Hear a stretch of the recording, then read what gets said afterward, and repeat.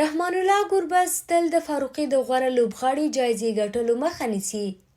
ښایي لیدلي مو وي چې په ډېری لوبو کې رحمان الله ګربز او فاروقي دواړه د لوبې په خپلو اړوندو برخو کې ښه کارکردګي کوي. ګربز په توپوهنه کې ډېرې منډې جوړوي او فضل حق فاروقي ډېرې وکټې اخلي.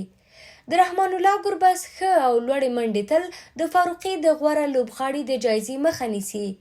فضل حق فاروقي د یوګانډا پر وړاندې د افغانستان له بریا وروسته په یوه مرکه کې ویلي چې هر کله ښه توپچونه وکړي او ډېرې وکټې واخلي، په هماغې لوبه کې بیا رحمان الله ګربز ښه توپوهنه کوي، ډېرې منډې جوړوي او د غوره لوبغاړي جایزه اخلي.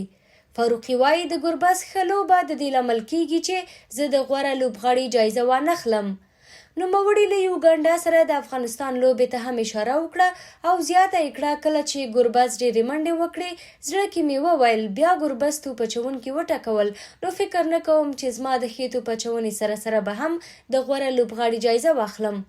خو په ورته مهال فاروقي په یاده لوبه کې د کمو منډو په ورکولو 5 لوبغاړي وسوځول او د غوره لوبغاړي جایزه یې واخیسته.